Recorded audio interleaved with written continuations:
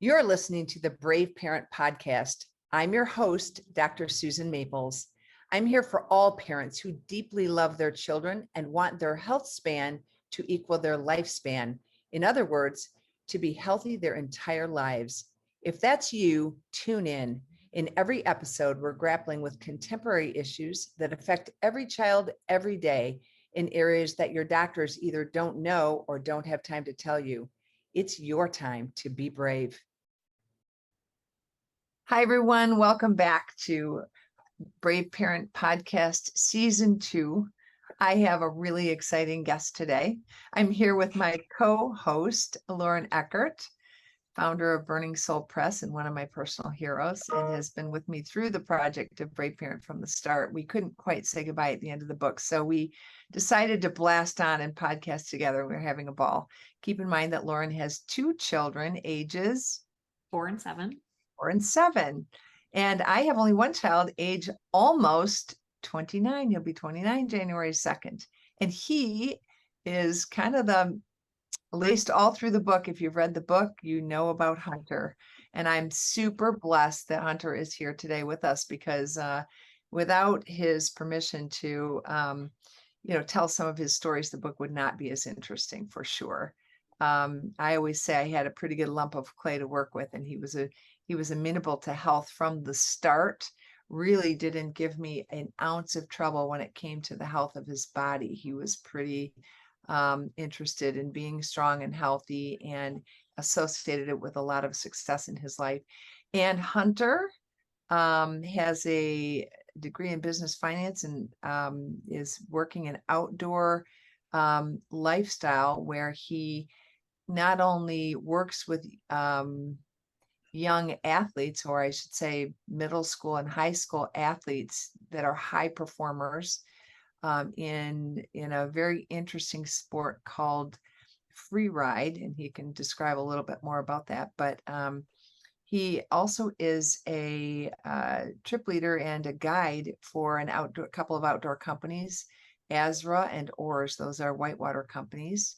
And he teaches wilderness outdoor first responder and is engaged in an EMT curriculum. So he's got a whole lot going on and living a really active, healthy lifestyle, even though he's kind of a gypsy. He travels around to get from place to place to change his job from week to week. And in doing so, he carries his house right on his truck and has the challenge of eating well out of a very little kitchen where he prepares most of his own food. So kind of an interesting lifestyle. And I'm super proud of who he is and what he's doing. And if we can grow happy kids that are doing what they're meant to do instead of what we want them to do, we're really successful as parents. And I'm feeling pretty good about that. So, You know what? I would hope that any child hears how you just described your son and they're like, I want to grow up to be exactly like that. So my mom talks about me in the same way. That was beautiful. That was beautiful. Oh,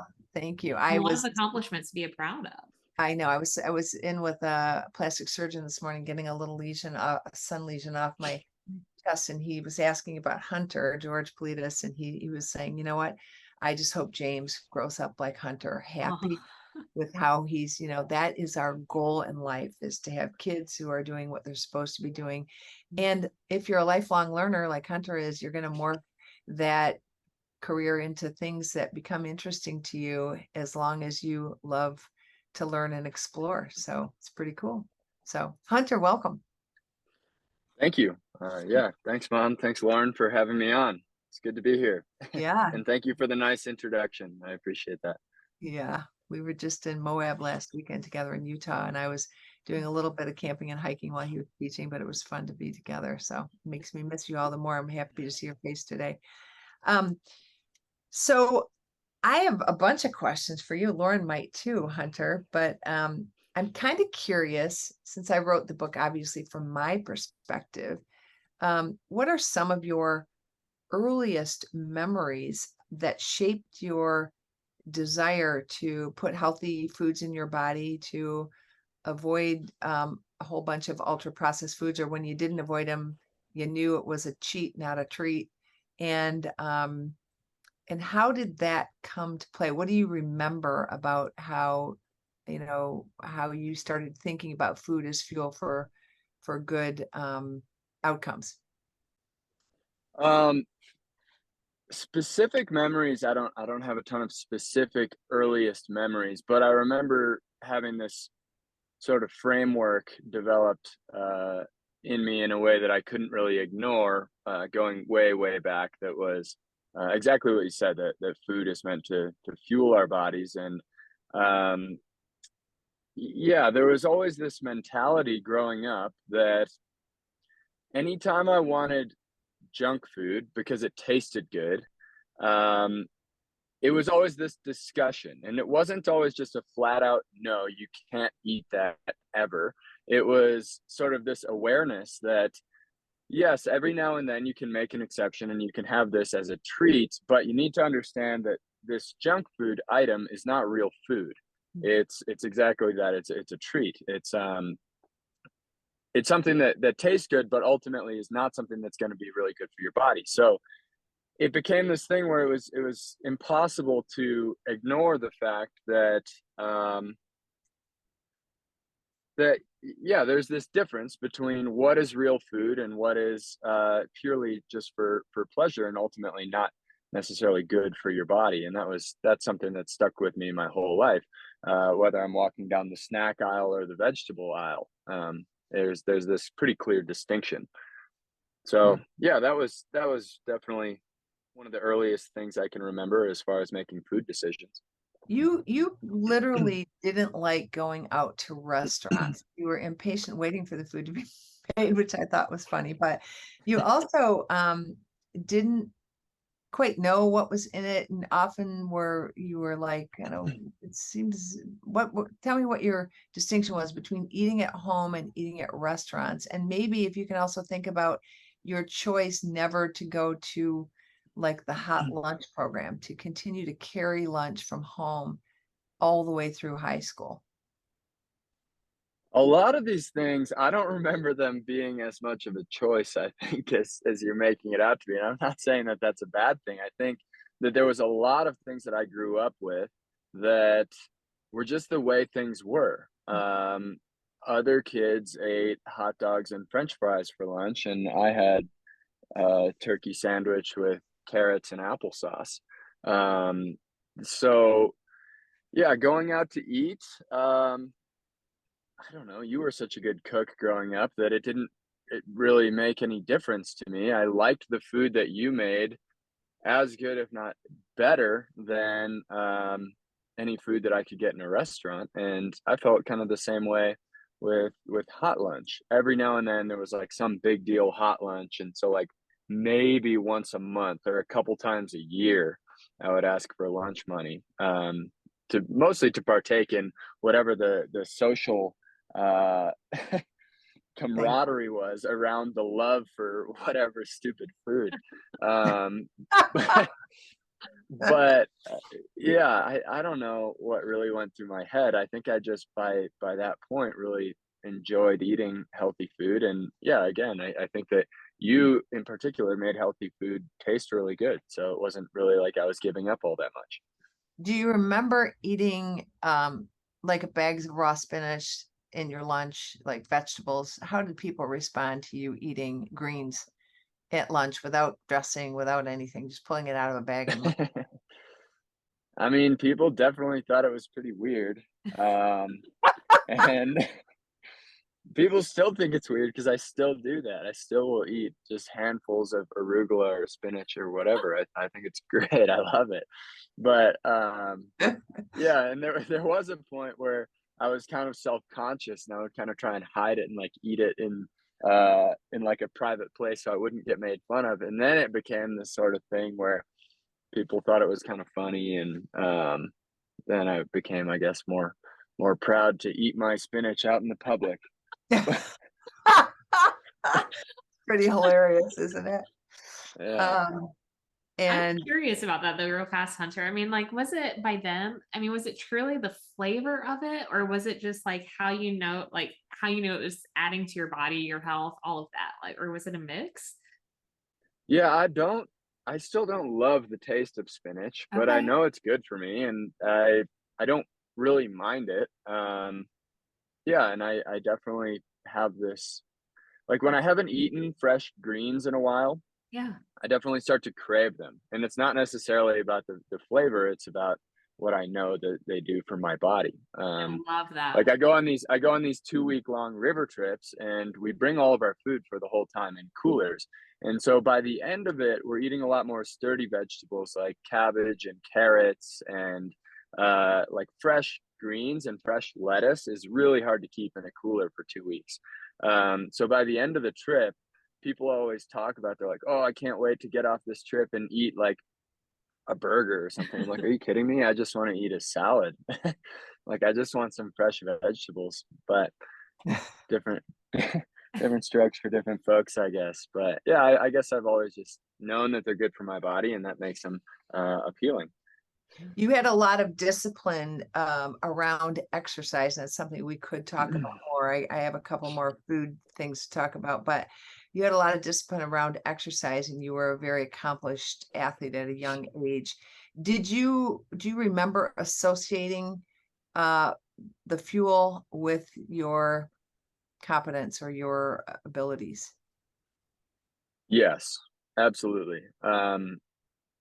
Yeah, there's no question that the better the food you put in your body, the better you feel when you're performing physically or athletically or whatever.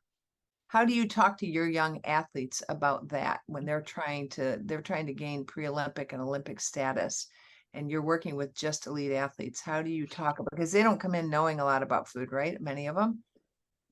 Some of them do, some of them don't. The community that I've coached skiing in is a lot of kids do have a pretty solid understanding of health.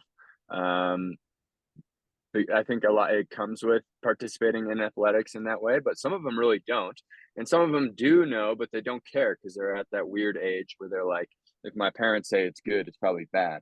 Uh, but I feel like they're more inclined to listen to me sometimes than their parents. So I don't hammer them about food, but I ask questions about food. So in a group, when we regather after our lunch break, I'll be like, "Okay, what everyone eat for lunch?" While we're doing some afternoon warm ups or kind of waiting for the last couple people to trickle in, and kind of gauge what they're eating for lunch. Or I'll ask them in the morning, "What'd you guys eat for breakfast?" And I think that hearing themselves say out loud what they ate, sometimes they're like, "Ooh, that's actually not great. Like, all I ate was a hot dog," or all I ate was uh, like a bowl of instant soup or something like that. And then hearing what other people ate, who are their peers and their sometimes competition, their friends, um, they kind of get a sense for like,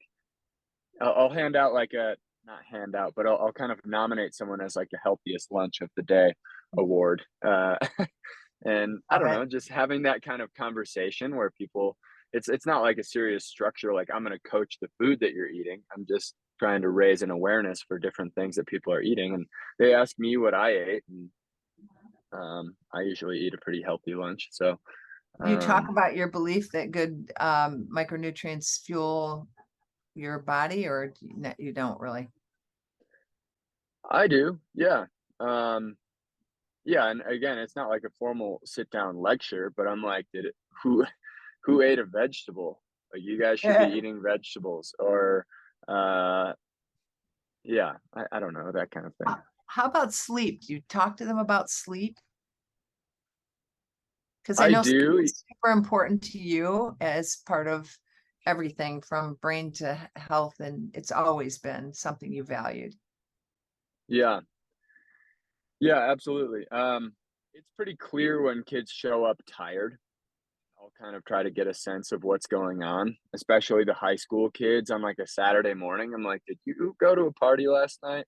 Or what's going on here?" Or um, kids that want to bail after half day because they're really tired.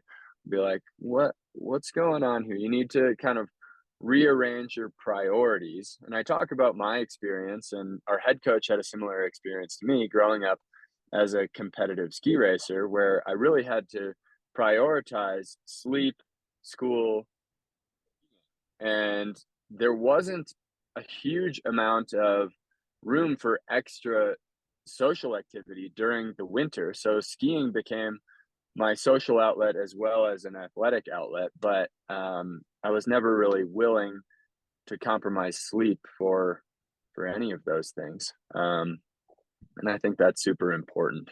I admired that so much. I remember in high school with my AP stuff, I would stay up till midnight, 1 o'clock studying while everyone in my household was asleep. And now I realize what I gave up. When you think about if you rob your body of REM stage sleep, even 90 minutes a night, your cognitive ability drops off 35% the next day. You were always a person to respect your own bedtime, which you set and maintained. I never had to say, come on, Hunter, go to bed. I mean, when you were little, we pushed it because it's like, this is a kid that needed a lot of sleep. So going to bed in the summertime when it's light out was hard, right? Yeah. But through Yeah. high school, you were pretty respectful of your sleep schedule. Yeah. Yeah. I mean, every kid, I think, at a certain age wants to stay up later than their parents let them. But in hindsight, I'm really grateful because I absolutely, whether or not I wanted to admit it at the time or not, I needed a bunch of sleep and I still need a bunch of sleep. And so you guys recognizing that when I wasn't able to recognize it in myself, I think is pretty crucial.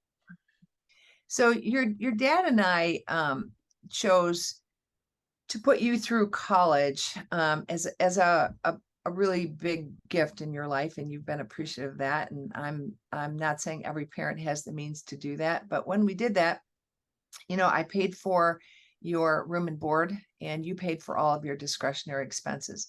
And when you got to college, you called me about 3 days in about the food plan and said, I don't want to eat this food, this dorm processed food. You said, it's convenient, so I need it, but I'd like you to maybe take away the plan that you bought and see if we can do because they did it like per meal. And we put the extra money in an account that we labeled the yummy account. So I put the money in for you to be able to use, not for beer, but for groceries. And you started doing some things in your dorm room that would help fuel your body through college. So that's kind of interesting, right? Because at college you go away and you gain the freshman 15 because there's, soft serve ice cream and every kind of sweet roll and casseroles and all this sort of food that people tend to go, wow, it's awesome. And Hunter went, yeah, it's a decent salad bar, but I'm not buying the whole, thing. So can you tell me what you did in college, or maybe even what you're doing now to try to make sure that you're getting the nutrients that you need? How about college? What did you do there? Yeah, I do remember having that conversation, and I remember thinking I can eat, especially breakfast and often lunch. Um, Mostly breakfast, though. I can eat a healthier breakfast that's quicker and more convenient in my own dorm. And a lot of times, what I would do is make smoothies, which I really liked eating vegetables for breakfast. So I would put some spinach and carrots and banana and some frozen berries and like a little bit of juice and some chia seeds into a smoothie, and that would be kind of my go-to breakfast. And I really enjoyed it. I still really enjoy it. It's one of the things that about living in my truck right now that I miss is I don't have enough power supply to run a real smoothie, a real blender. But yeah, I don't know. I just So how I did you didn't have a car. How did you get to the grocery store? Oh, you had a bike. car pretty quickly after college, after about a semester, maybe 2 semesters or something. But before that, I would usually just borrow a friend's car, or if they were going to the grocery store, I would ask to go with. And there was a little mini fridge in the dorm room that was just enough to kind of have my smoothie supplies and maybe like milk and cereal or something like that. So I do remember eating at the dining hall a decent amount. There were some healthy options. I think it was just I can eat just as healthy and even more convenient at home. So And what kind of cereal do you choose when you go to choose commercial cereals, processed cereals? it depends. Sometimes I'll go for granolas. I really like granola. I really like when you send me granola, actually. Thanks. But I'm making some this week. uh, yeah, I really like oat-based things. So recently I've been on kind of an oatmeal squares kick, the Quaker oatmeal squares. And they are lightly sweetened, but they're not like candy cereal. Um, but I think if I make a lot of actual oatmeal too, like hot oatmeal. And I do put a little bit of honey in that, but yeah, I don't buy like the real sugary or like corn-based cereals all that much. Mhm. Hunter, I'm curious, like socially, as you've transitioned throughout, junior high, high school, college, and beyond, like how's that been on a social front? Like I always think, especially in college, we had pizza nights regularly, Friday, or even just going out and about. I mean, did you always feel like you had to make different choices than everyone else? Did you partake in what everyone else was doing too? I wouldn't say it was that weird socially. If I if people were going out and wanted to get pizza, like I would go eat pizza with them. I didn't it wasn't like I was on such a strict dietary plan that I would never let myself eat unhealthy food. It was just I wouldn't build a routine out of that kind of thing. And so yeah, I think that food is first and foremost nutrients, but it is also a social time. People love eating with other people, and I would, yeah, absolutely. I didn't have any problem making the occasional exception to eat something unhealthy. We I never love what you said real demonized. fast, Susan, on that too. Just to recap what he said. I mean, he said he had no problem doing it, but he would never make a routine out of it. I think that's important. Like those were really powerful words. And we never demonized food. We made it important for Hunter or we thought it was important for Hunter to develop a variety of foods that he liked. That was the polite bite. He developed, I mean, I remember early on, he ate pizza with, thin crust pizza with feta cheese and black olives. And, early on, and people would be like, he's like 2, he's eating. Yeah, but we just introduced foods like that early. He went through periods of time where he got a little more like, I like this and not that. But ultimately, we wanted Hunter to be able to sit at anyone's table and not turn his nose up at their food. So, I love that. it's to be polite, but to make exceptions that, there are a lot of different ways to eat, and we don't really want to. It doesn't help anyone to look our nose down or judge any other human any day of the week ever.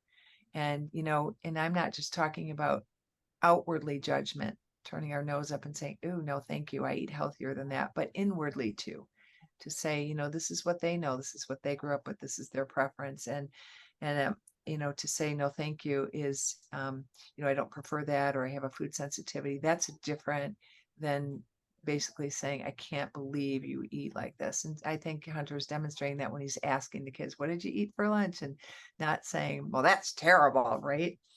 um I'm kind of curious. What other, we have a little more time, and I wanted to ask more about some of his guests on the river trip and some stuff around food there. But what else about food or exercise for your kids would you like to learn from Hunter or Lauren as a coach of younger kids? And I mean, really, it would be almost from your experience and, especially the differences in upbringing with you and your friends throughout the time too. I mean, I've got 2 boys, so 4 and 7 with that. And I mean, what sort of advice would you give someone raising kids to be able to be more on a trajectory like the one you've been on? That question's for me. Yeah, it's a tough Okay. one. Yeah, Give yeah, me some yeah. advice. Sorry. How to raise Um, boys like that. oh my gosh. For me, the food choices were huge, absolutely, and creating an awareness and a distinction between what's real food and what's a treat or what's junk food that we only eat once in a while. Like that distinction was huge. But for me, I think the number one thing was building routines around exercise. That was for me and continues to be something that is a huge staple in my life. I don't feel good when I'm not exercising regularly. That doesn't mean I never take a day or two off to just kind of recover or do some other things. But yeah, I definitely feel drawn to get a good amount of exercise pretty much every day. And that started when I was really young. Probably around that age, my I remember my dad especially being like, "Okay, time for you to go for a run," and I would literally just run around the block. And then I would get a little bit older, and I would like run to the end of the neighborhood and back. Or there was always activities going on in the neighborhood, which was really nice, which would kind of build a community around doing active things, whether it was like neighborhood kickball games, or we had sort of a variation of dodgeball that we played on the cul-de-sac that we lived on growing up. But yeah, there was always this. Again, it's kind of funny because there were times when I was like, I felt weird because it was like I was not really given a choice, and now I feel so grateful that that was sort of a given. And I don't think it was necessarily controlling. I think it was just pushing me to build good routines around this, which ultimately I have. And I really believe that if you exercise a lot and get a good amount of exercise on a fairly daily basis, um, one, you can eat a lot more, which I like to eat, and you can sort of even get away with allowing yourself to have more treats every now and then. You can sort of like deserve it or earn it. I don't know how to really explain it, but I think building exercise into a routine as a kid is huge. It very much impacts sleep too. Kids who exercise sleep better. And we see so many sedentary kids now that the National Institute for Health issued toddler recommendations for toddlers to move. Like the fact that we have to actually recommend toddlers to move is a little bit different. Anyway, do you think that it made a difference, Hunter, that both your parents exercised daily rather than just saying, "Hey, Hunter, time for you to go for a run"? Yeah, absolutely. Having a role model and having parents that practice what they preach, I think, helps kids a lot. And it's not just like a do as I say, not as I do kind of thing, but actually leading by example. I think yeah, that was absolutely something that I looked at as a kid, and it never seemed like something that I was being forced to do for no reason because I saw you doing it as well. And so, yeah, So definitely. Dan and I both had a high value for exercise, and we co-parented like you are now, Lauren, from two different households. But we neither one of us ever patted ourselves on the back for being involved in exercise. We actually looked forward to it, felt better, as Hunter's saying, when we did it, knew that, and just kind of expected it of ourselves. And as Hunter says, not that we never take a day off, but if you ask me, I'm a daily exerciser. Do I take an occasional day off? Yes. I don't take I don't do it 2 or 3 days a week. I do it every day with occasional days off. And I don't live the life Hunter does, nor do I have what 7% body fat without going to the gym and having every muscle ripped like he does. But I will say, I know he's a specimen. But I also think, a lot of people do it by going to the gym in a formal way. Hunter does it by moving his body in all kinds of different ways. Yesterday sent me a pretty spooky picture of him on the top of a 400 and some foot peak here. But I have to say it's impressive when people can. I mean, we've moved away from work where people move their bodies all day. Some people have that kind of work and have the benefit of coming home and putting their feet up, right? Other people have desk jobs where they literally have to go out This is the picture I got with him at the top. Oh, wow. That's beautiful. Yeah, it's beautiful. Anyway, that takes some muscle to get up there, right? So he's not lifting, but you do lift a little bit at the gym. Just terrifying. Yeah. Yeah, that was one of the scariest things I've done in a long time, actually. It looks It's hard to terrifying. tell from that picture, but yeah, you have to walk on something that's about this wide and it's like 400 feet down on both sides and then All climb that little directions. tower. Oh my Yeah, but you're first like walking, they call it the sidewalk, and then you have to climb this probably 20-foot rock formation that's on the top of it after climbing all the way up there. And then, yeah, it's 360 degrees straight down. It was very, very spooky. That's sort of a different conversation though. Yeah, I definitely think that I've been able to build exercise into a lifestyle and into things that I enjoy. And I feel really grateful for that because you're absolutely right. Most people that have jobs that are less active, they do have to be super intentional about going out and making time and prioritizing that time for exercise. I mean, you for one, mom, have been like that. You've gotten up at like 4:30, 5 o'clock in the morning for my whole life to make sure you get enough time into exercise. And I do worry sometimes that that compromises your sleep schedule. But I also really value that one, some people need a little bit less sleep than I do, and two, that you've been able to fit that into your lifestyle and make that into a routine as long as you have. For me, it's more a byproduct of what I do for work and what I do for fun, whether it's biking or climbing or hiking or anything like that. So yeah, and working on the river, I definitely am rowing boats all day and moving heavy stuff across uneven terrain and all of that. So I think that there are different ways to approach it, but yeah, you're absolutely right. If you don't have a job that requires that, I think it's important to build that in as a priority. Hunter, Lauren went to college with the intention of maybe going into medicine. It was intriguing to him, and he thought about one thing he'd like to do is be an orthopedic surgeon, and that seemed to appeal to him. And he wanted to be out west, and thought, a lot of people need that. And then he started realizing how many years it would be indoors, not just training, but the extent of his life would be indoors. And outdoors made Hunter feel better, and that he knew that about himself, and called and said, you know what, he was an all A student and could easily have slayed that career, but he said, I mean, that's not an easy career, so I shouldn't put it off like that, but he could have done that.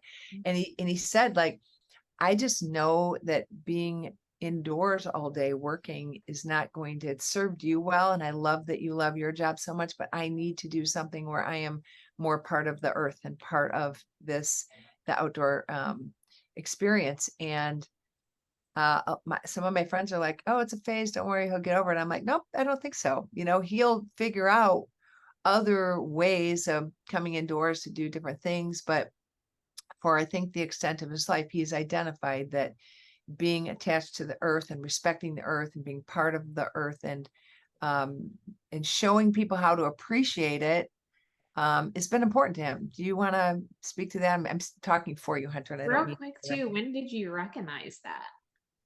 I don't know. I really liked being outside as a kid, just playing outside, but it was very different than the way that I play outside now. But in a big picture sense, being outside represented this sort of freedom that I think developed in me when all kids are kind of drawn to expand their freedom, and having a bike and being allowed to kind of have more or less free range. There were boundaries, like I wasn't supposed to cross Okemos Road for a certain amount of time because there's a really busy street, and I wasn't supposed to go any further than the party store at this block and this block. But there was like this large area where I could just go out and sort of be free. And moving to the west, I think my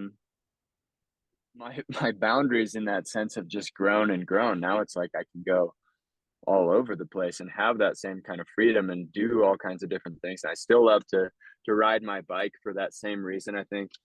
So it's sort of, yeah, being outside is always something that has been important to me. But yeah, I think in my late teens and when I was 19, maybe 20, I sort of had this realization that it was not something that I just really enjoyed, but something that I needed and ultimately wanted to build a lifestyle around. I also felt skiing was that way, a little boundaryless when we were on the mountain, especially where we skied. It was people watched out for the kids. It was very safe for him at a young age to be on his own, which is very cool, right? Or to be with his brother, cousins, like to be there, right? So that freedom part is interesting that it's, but he also had, and I think you and your dad both have a significant need for sunlight, even though you're really good about wearing sunscreen, but you do better when you have sunlight. Do you, Yeah, do you think yeah, I would agree. Yeah, for sure. you seem to be a little bit more, And uh, to your point too about skiing and just having that privilege to grow up in a safe environment where I was able to do those things, I feel really grateful, and I totally recognize that privilege. And brainstorming different ways that kids growing up in different locations and different communities could also get outside is a tricky question because we lived in a really safe neighborhood and we recreated in really safe areas. yes. And yeah, I totally recognize that that is not the case for a large portion of today's kids and today's youth, depending on location and circumstance and all of that kind of thing. So, um, yeah, trying to figure out how to get uh, those kind of kids in the outdoors is definitely a big question that I ask myself a lot about. Um, So maybe you're and going to establish an outdoor school for kids to come, right? That would be nice. well, that would be cool. Who I know knows? you'd be great at it. You love coaching and you love introducing people to the outdoors. And speaking of that, I want to talk a little bit about your trip guiding, um, and leading. Most recently, you led a group, and I don't think it was on the Grand Canyon, but it was maybe on the Snake or Salmon River, where you were in charge of. It was for ASWA, so maybe it was on the Grand Canyon, but you were in charge of orchestrating the entire food for a couple weeks for a group. You've been cooking and preparing food, and you've become a good cook. But you also, a lot of that food is packed for you, and you're just implementing the meal. In the case where you were literally having to take in everyone's food preferences and allergies and pack food and stage it and keep it cool and be in charge of all that, that's kind of a big responsibility. You did it well and your head was in the game. But I wanted to talk about, like, how much food aversion do you see in terms of food sensitivities or allergies or preferences when you get a group of, say, I don't know, an average group size for you, whatever that is, um, on each trip? Yeah, it's definitely very common to have food preferences or sensitivities or allergies. It's I don't know. I've only been guiding for 5 years, and I think people it's sort of been like this for a while. But I've heard from people that have been around longer. It's definitely on an upward trajectory. But yeah, it's funny. You look at the roster of all the people coming, and on the front page it lists your dietary restrictions. And so when we get to that part in our briefing meeting in the beginning, we're like, "Oh yeah, it's not actually that bad of a food sensitivity group this time. We have one vegan, two gluten frees, one dairy free, and a shellfish allergy." And we're like, "Yeah, that sounds pretty reasonable. That's not bad at all." Because sometimes it can be really kind of a nightmare. Mm. Um, Yeah. so yeah, in terms of, yeah, our average group size is usually 30 people with 7 guides and 23 clients is kind of our normal breakdown of a trip. So in a group of 30, you can definitely end up on some trips where you've got to make like multiple different meals almost every single meal because of certain things that certain people can eat. So, You're talking about breakfast, lunch, dinner, and snacks for a couple weeks where you don't get to go grocery shopping in between. Can you imagine entertaining like that?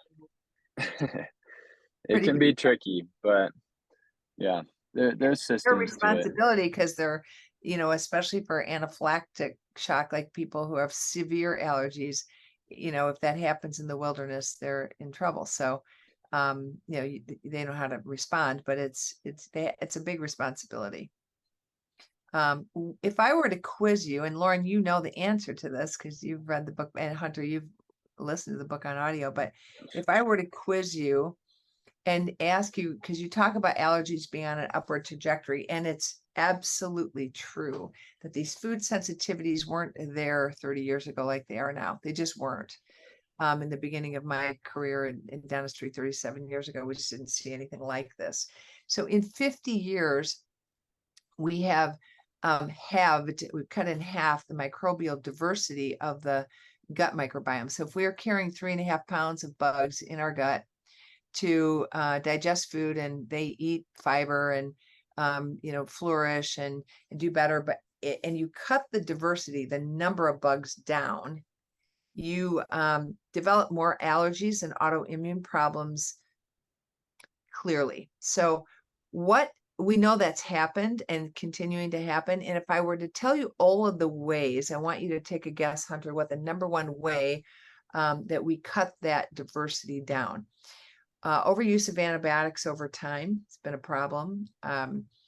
C-section rate, which sometimes is necessary because of an emergency, but oftentimes planned or the easy way out. And that means that a child is born through the mom's tummy versus the vagina, and not picking up the same level of diversity of microbiome. The clean versus dirty. So instead of letting kids play outside in dirt and explore, and that they're indoor on tablets and televisions and board games and whatever. Over sanitizing. So of course we're going to see some of this as an outlash of all of the hand sanitizers, and we had antimicrobial soaps became a great big deal, right? Where it kills 99% of all germs. When we're supposed to have a bunch of bugs living on us and in us. We even put all of those over sanitizing agents in toothpaste and things like that. So that's a number of things.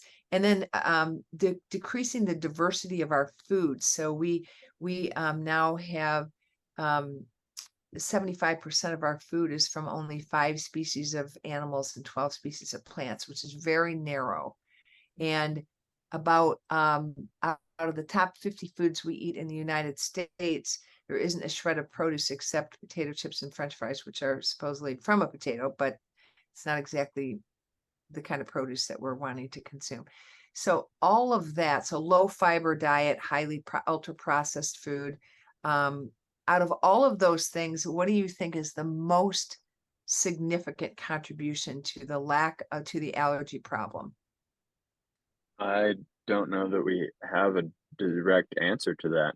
Well, the literature supports it. I mean, I'm looking at the research by people like, published the book, The Missing Microbes, and Let Them Eat Dirt. And I there's would guess antibiotic use actually in antibiotic. humans and animals. Yes, antibiotics have been a big deal. And as you're suggesting, most of our antibiotics go to animals, and then we're eating the antibiotic fed animals. And I think that is probably considered second. The first is the lack of diversity in our food, the reduction in produce that feed the microbiome, that keep it flourishing, and the lack of micronutrients in the variety of foods we eat. So that's kind of interesting. Absolutely. Yeah, all of those things are at play. There aren't any of them that, again, these are research driven, but it's been interesting. Even hydroponics, where we're growing vegetables in the air. So we're getting the micronutrients, but the soil itself is missing. And the soil has living bugs. It's living, rich with bacteria, right? And fungus and all of that. And so we're eating, when we ate more farm animals direct, or farm plants directly from the ground, or you have your own garden and you have a rich soil, the soil itself is alive. And so we're now mass producing a lot of vegetables that are grown in the air. And I'm not saying it's not good to eat them, because the vegetables themselves have great value. When you unpack those in your gut and digest all those micronutrients, the macronutrients deliver the micronutrients. But it is true that we're eating less dirt. So this comes into play when you think about, Hunter did a semester in Patagonia, South America, as part of the National Outdoor Leadership School.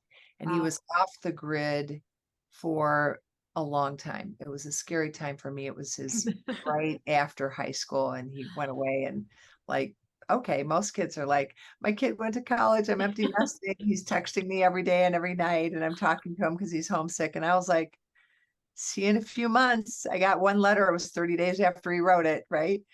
You hope you don't get the phone call that they've medvaced your kid. But in any event, he came back with a real appreciation for the fact that we don't need to be clean all the time. We didn't grow up in an extra clean household, but not that you don't, because I mean, you're keeping all of your food clean for your customers, Hunter, right? Yeah, I would say that absolutely, it was pretty eye-opening, the lack of hygiene we had on that class. And I would say absolutely that we went too far. We were not clean. We were not clean enough. Right. Yeah, absolutely. And people got GI bugs from not being clean enough. Yes. Yeah, absolutely. So it's not to say that you can throw hygiene and cleanliness out the door, Sure. but yeah, there's, I think, probably a balance there. And when I'm guiding, we are super, super interested in cleanliness and hygiene, and we make people wash their hands until they're cracking. And we run every dish through a 4-bucket dish line with 2 soapy buckets, a rinse bucket, and a bleach bucket. And yeah, we put small amounts of chlorine into our drinking water to purify it after it's already been filtered. And so we take hygiene very seriously on the river, but there's nothing. If you're eating and living outdoors, you're not going to have the same level of cleanliness that you have inside. And ultimately, I think that's probably okay. It's how humans evolved. People didn't have commercial dishwashers and houses that were cleaned to the same level. I forgot to and mention, getting small amounts of sand and dirt blown into your food is part of human history, I think. That is right. And I forgot to mention, Hunter, one of the causes of the supposed increase in allergies is hot dryer washers and dryers. So we don't line dry our clothing, we hot dry them. And the same thing with dishwashers. They're super sanitized versus the kind of washing and wet washing and drying that we do. And using dish towels, which also are not as sanitary as like heat drying plates.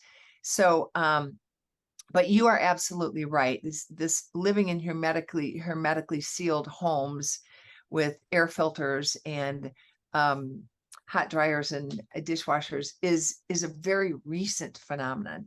My grandparents didn't live that way.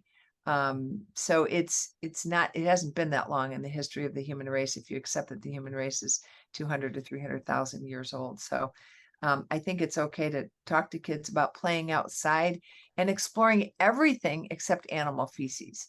So everything in the rivers and streams that you want to stay away from, of course, poisonous spiders and poisonous snakes, which Hunter can tell you all about. But it's other than that, being in and among the plants and animals and insects of our world is, I think, probably what we're supposed to be doing to increase our autoimmune stability. Yeah. Would you say that? I would agree. Yeah. Yeah, absolutely. I mean, I think in a lot of ways in the last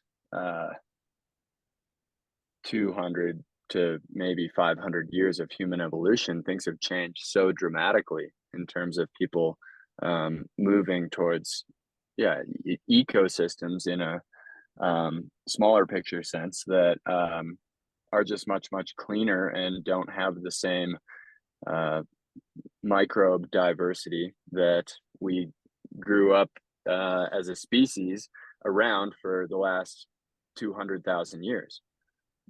For sure. And we've also wrecked some of our beautiful earth, as you say, loved it to death.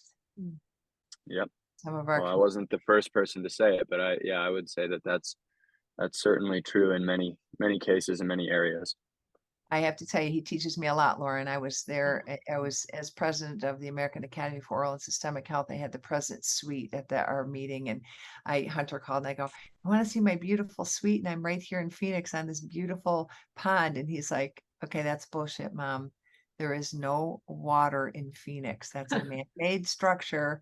So bougie people can call people and see how cool their little structure is in front of them. I was like, okay, yeah, you're right. I'm out there looking at it. Yep, I can see that this is fake. And it's interesting his perspective on things. Yeah. Like, why do we need to do that? Why do we need to change the whole, humidity of a whole golf community in Palm Springs, right? It's weird. So I think of things very differently because of that. So Love that. anyway, Hunter, thank you for teaching me continually and for loving me and for accepting my love. And this hour went fast. It didn't it? Yes. Well, thank you for teaching me as well from a very young age to have healthy habits and to feel happy with my body and happy doing the things that I love to do. I love it. Very proud of you. Very happy for you too. Very cool to see your lifestyle. And Thank to you. know too that you choose health over sickness all the time. When you see a lot of college kids grow up and, there's all this experimenting with drugs and alcohol and all that, but kids fall into ruts. And part of that is because they're not concerned about their health. They're concerned about more fun. And you can get into like lifestyle changes that really take people into some significant health decline, both physically and mentally. So I'm really, really proud of you for making good choices in your life continually and still being a really cool kid. So, Thank you. cool adult. All right, guys. Thanks so much. It was super fun. Thank you again, Hunter, for your time. Thanks, Mom. Thanks, Lauren. This Yes. was great. Yeah. It's nice to meet you. You as well. Bye. All right, Bye talk for soon. all the brave parent listeners. We appreciate you and keep listening. We've got lots more coming. Thank you for listening to the Brave Parent Podcast with your host, Dr. Susan Maples, author of Brave Parent, and Lauren Eckert, founder of Burning Soul Press. Be sure to leave a podcast review and grab your copy of Brave Parent on Amazon or Audible or wherever you choose to buy your books. Bye for now.